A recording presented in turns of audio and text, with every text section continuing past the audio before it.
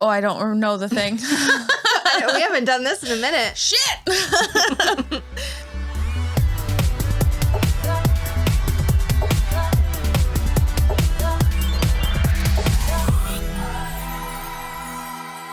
Hello, everybody. I'm Kristen. And I'm Rachel. And this is So I'm Watching This Show, your new favorite pop culture YouTube channel, where we talk about movies, music, TV, and more. Very good. Woohoo! I never do that one. Today, we are doing our, I guess, third annual installment of the Twilight Saga Eclipse. Ooh.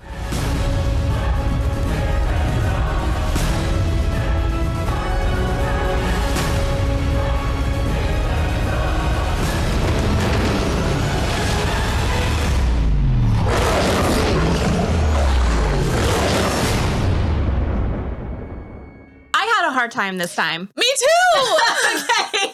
I was literally going to be like, where should we start? And the starting is just, oh no. Woof. Woof. That was, to quote Florence and the Machine at the end, this was heavy. Yeah, that was her. Yeah. I knew that. I recognized that voice. Okay. So this is the worst one for choosing either boy. Yeah. Like, neither. Yeah. If this movie was it, my answer is no one. No one. I'll just fuck myself. No one helps me better than I help myself. Yeah. And I'm just like, ugh. It's just so much. It's like, because it's not about Bella. Mm-hmm. They're just having a pissing contest. Yeah. And they keep saying that it's about her. No. But it's absolutely 100% not. Okay, I have a question because I was thinking about this the entire time. Okay. Did you read The Hunger Games? Yes. Okay. I think it's in the third one. Yeah, because it's when they're like actually like at war. Mm-hmm. And Peeta and Gale have this conversation about Katniss while she's sleeping, but she's not really asleep. Mm-hmm. And it's very similar to the conversation that Jacob and Edward have in the tent, except for that Bella is actually asleep. And somehow that makes it worse. I think it's something similar in the books, though. I think she says that she's dreaming. Okay. Yeah, she's like, she isn't sure if she's dreaming or if she's awake. Okay. But she still hears it. But she is like a cold induced slumber or whatever. The other thing, too, though, is that I like better is that, again, they're trying to have this conversation like about her and about what they both mean to her, but she almost doesn't factor in at all. Yeah. Whereas the conversation in the Hunger Games, they both are like, she kind of blows, right? Sucks that we both love her. And I'm like, it's just so much more like thoughtful in my opinion and like nuanced in the Hunger Games as opposed to this. It's just like, well, I can give her a normal life. And it's like, dude, you turn into a dog. You can't give her a more normal life. Yeah. And then, but it's just like Bella's over in the corner. She's like, no, I know exactly what I want. And everyone's like, surely you don't. Silly, silly woman. Okay.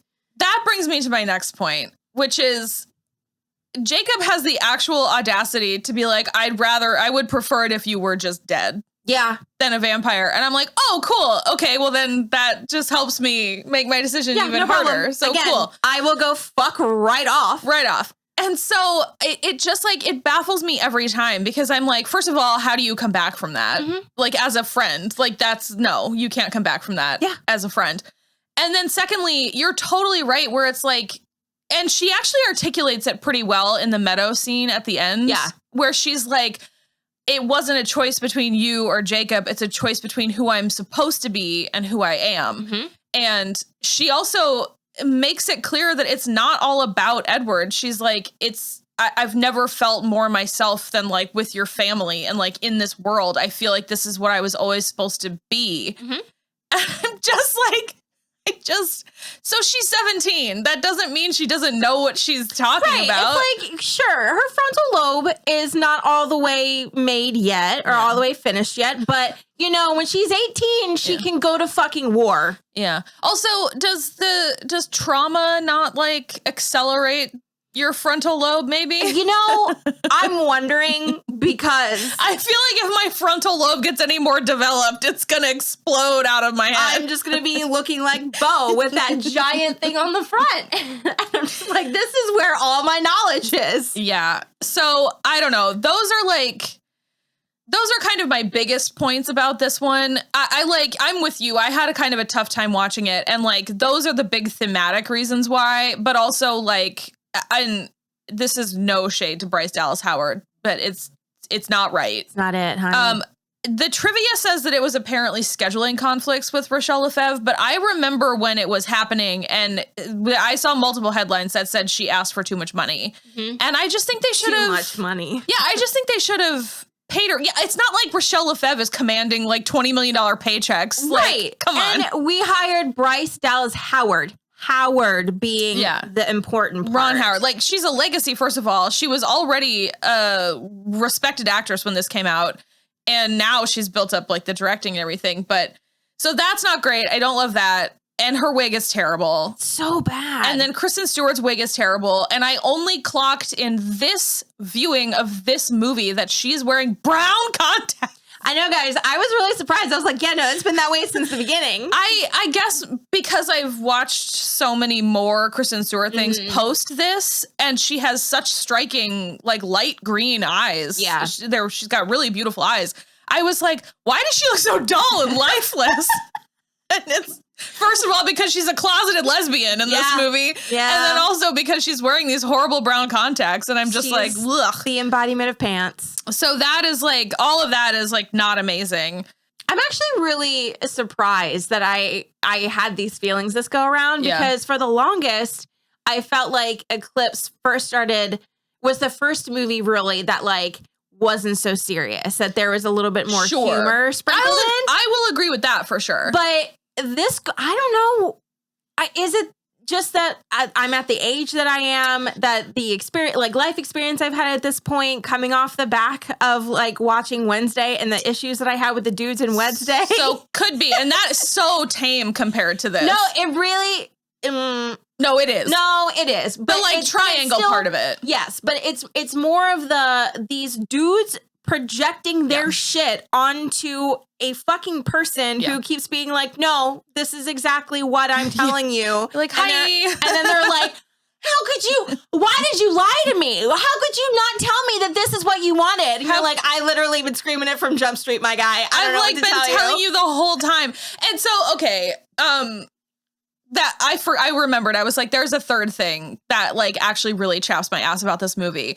And the franchise in general and the books and everything. And just all of it. It's like the entire property. It's again the co-opting of like girls' sexuality. Yeah. Because like she literally is like, ooh, we get to have the house to like all to ourselves for a night. Thanks, Alice. And Alice is like, I'm doing you a solid, girlfriend. Mm-hmm. Get your man. And Edward is like, well, my stars. Mm-hmm. I couldn't possibly. I could never. No, it's like, well, she literally is like, let's fuck. Mm-hmm. And he's like, only if we get married. Yeah, I'm trying to save your soul. Disgusting. I'm telling you that I don't want it. It is for sale. And the price is your penis. Like, thank you. Let me decide about my soul. And it's so funny that you say that because we were talking about there in the last episode of Angel that Trevor and I did. There's like a demon brothel. Okay. And so it's like all of this kind of talk about like what your silence will cost and like this or whatever. And I was like, I don't want to even explain how for sale I am. It's like if my morals would go right out the window. Yeah.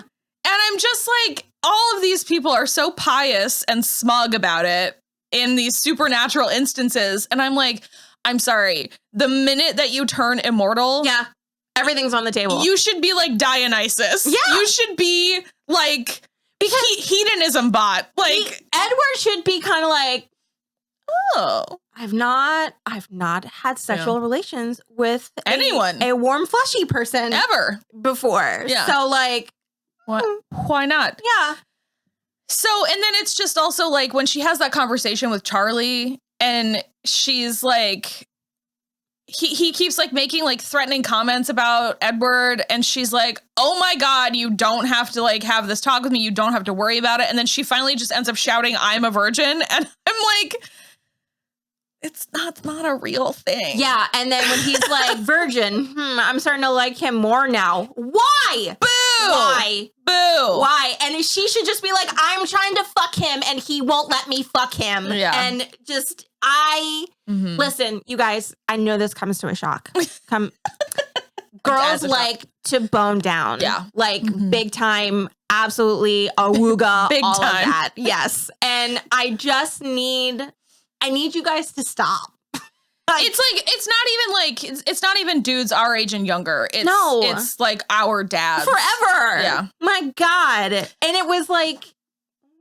Something's falling down. It scared me. I mean, it was like, I'm sure you had the experience from your parents where it was just like really awkward and like. My dad actually never really said anything about it. And I straight up lied to my mom when she asked if I had had sex with my boyfriend. Well, so because it was gonna be awkward, and she entrapped me in my car on a 10-hour drive, and I was like, I'm not doing this. No.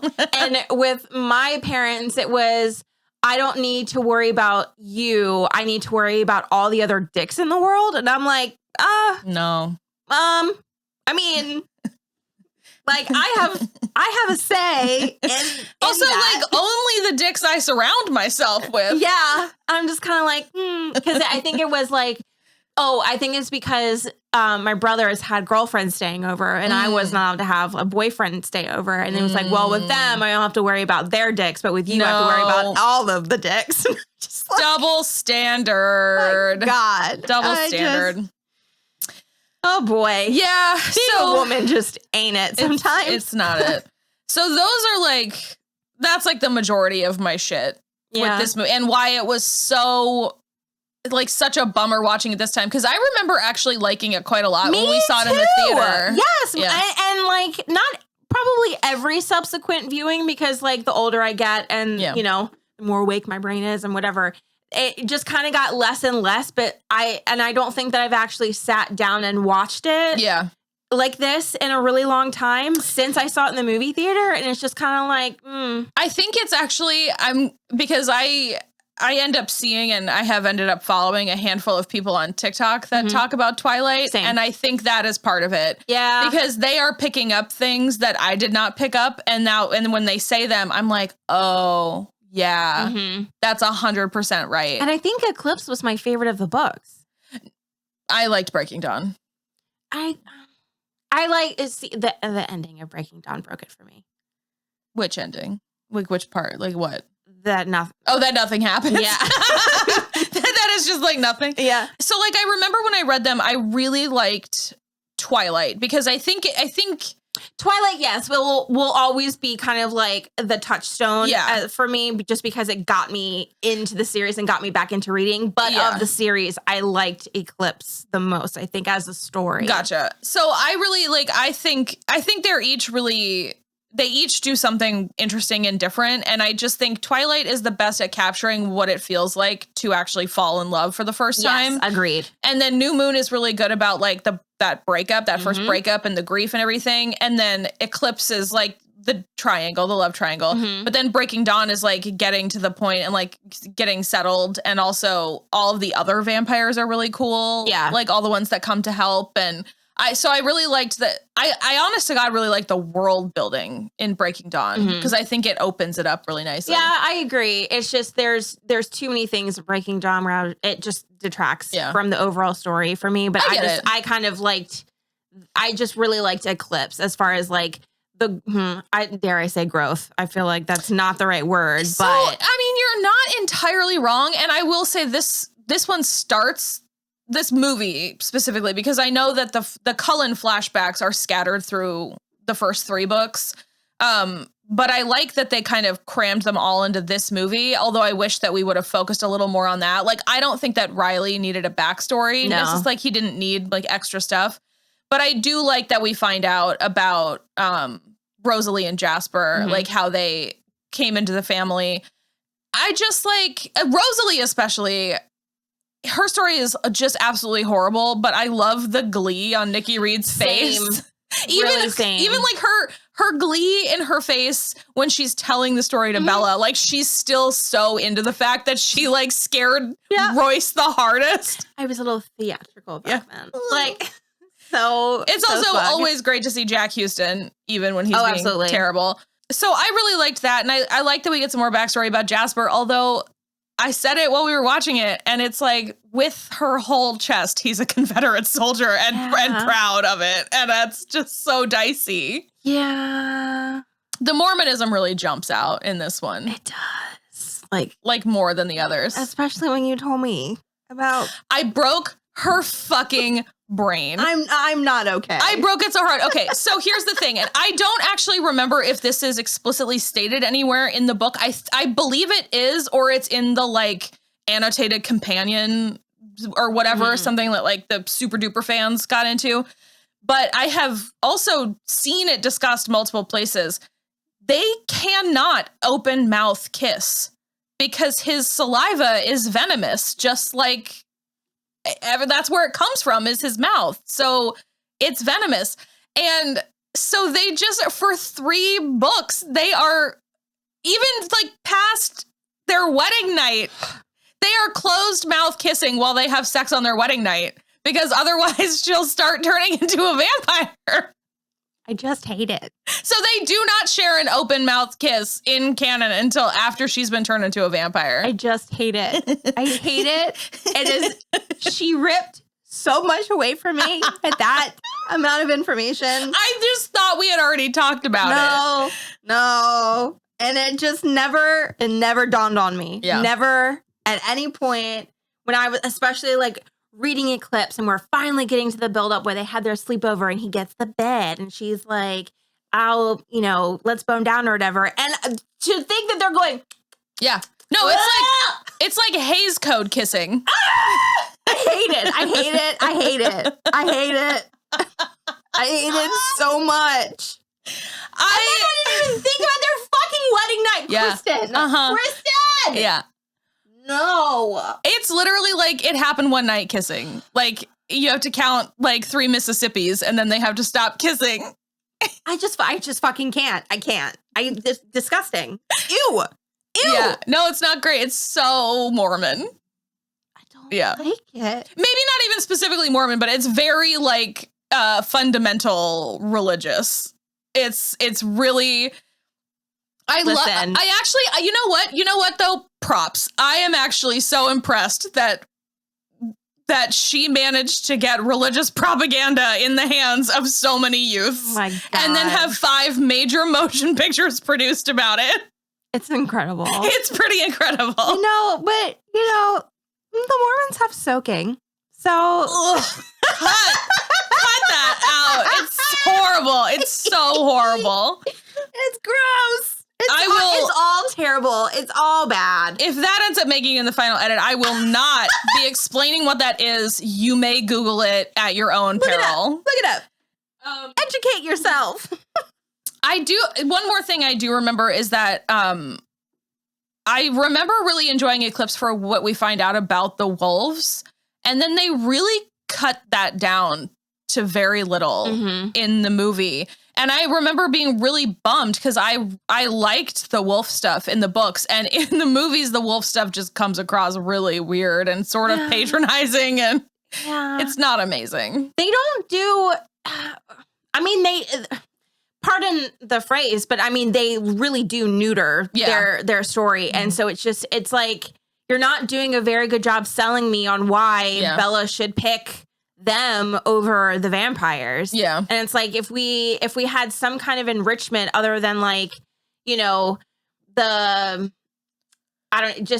can just wolf out and there's the danger of like possibly attacking you or whatever. And then the imprinting, it's like, you're picking the wrong things to try to sell me on this side, other than like, you won't have to adjust your body for me.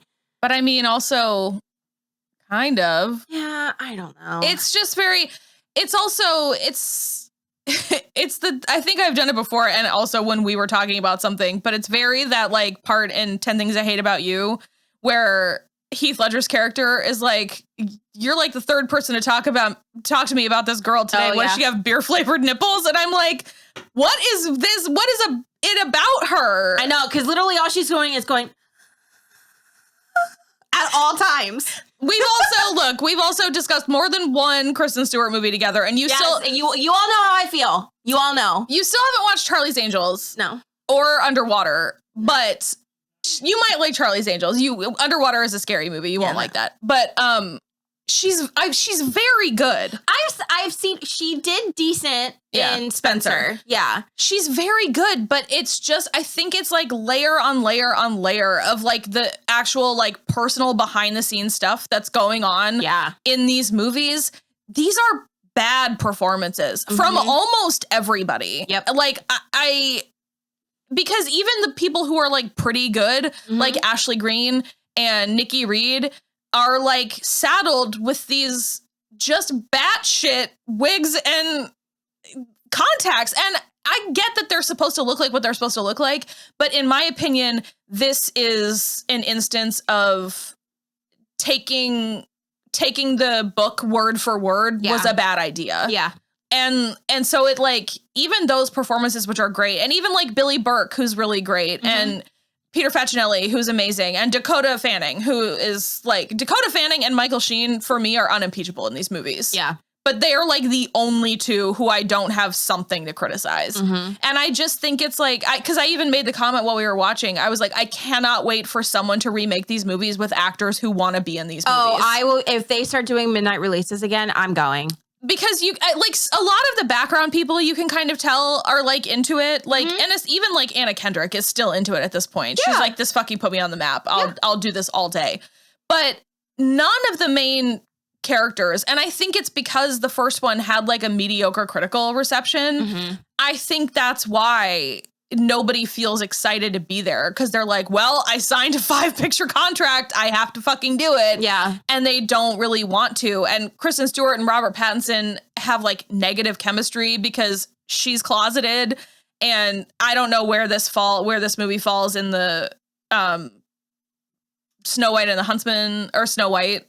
I think it's in the midst. Yeah. Regardless, it was messy. Yeah. Behind this, what I want them to do a movie together now. Yeah. I would be down. Like, so bad. Yeah.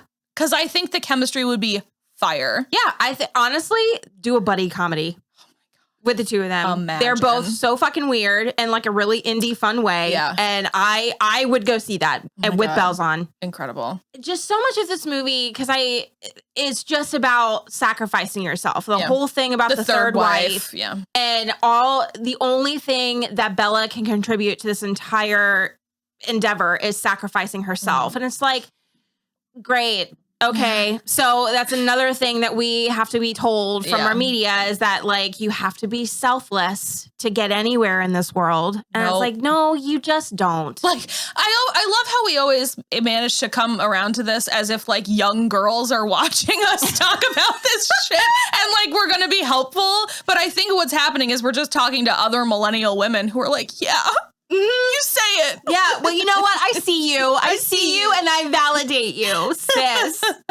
We're doing so much work. We're trying so hard. So hard.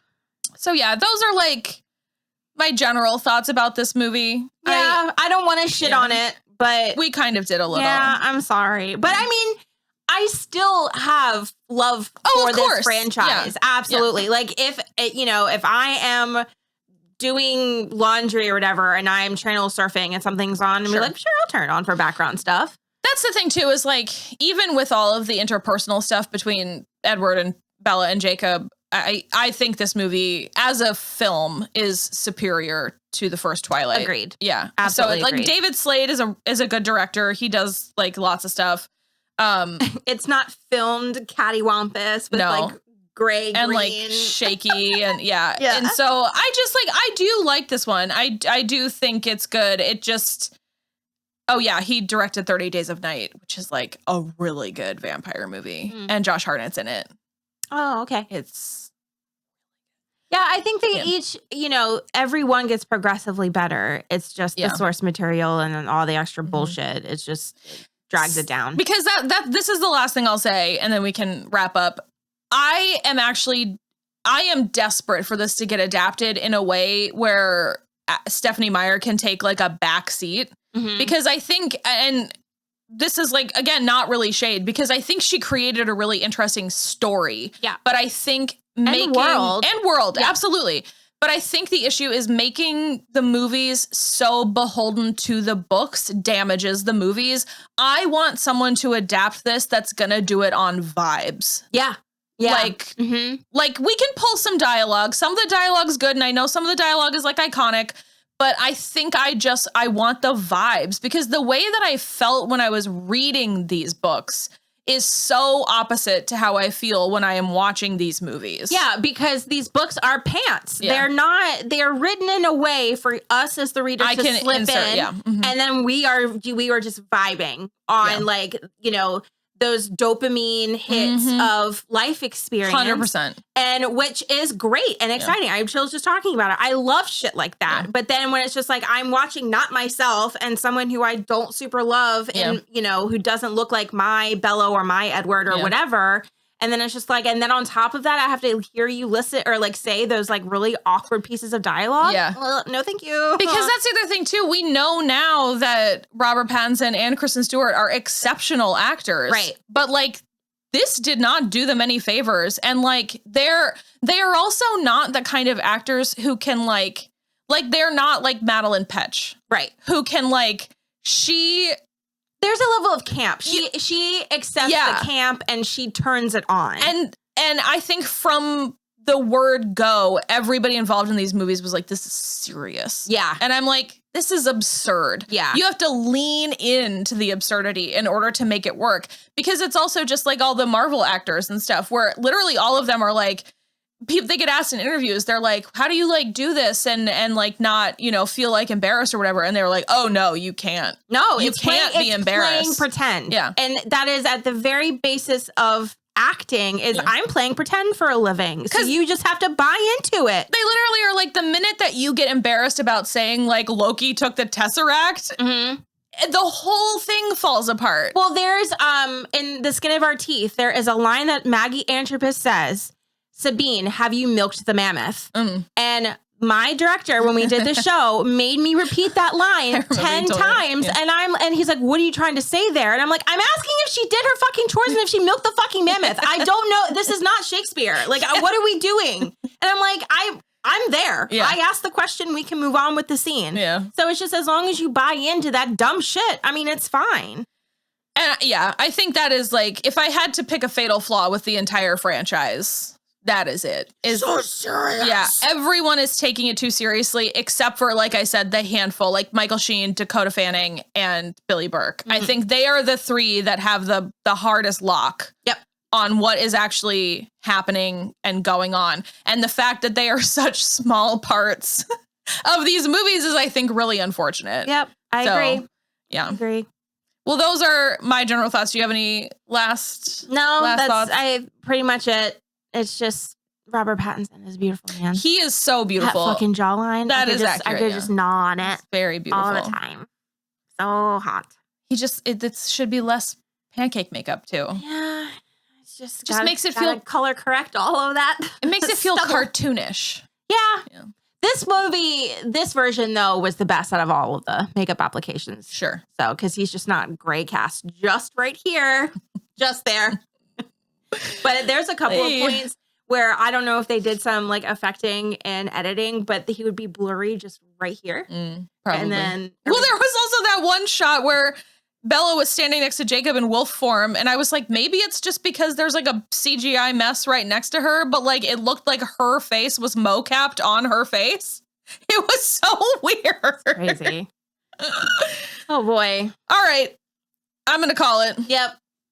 All right. Well, you can follow us on Twitter @SoI'mWatching or Instagram @SoI'mWatchingThisShow. We also have a website, soimwatching.com, which links out to everything. If you feel so inclined to help us keep the lights on in here, you can do so at patreon.com/soimwatching, or we have a Cashapp or a Venmo with the links below. And yeah, just give us a thumbs up. That does the best for us. And consider subscribing because we are trying to reach 5,000 subscribers by the end of the year. And we're so close. Yes. And hey, guess what? Thank you. We appreciate you for all of you. Amazing. You're wonderful. Especially Amy. Yes. But yeah, that is it for us today. And we'll see you next time. Bye. Bye.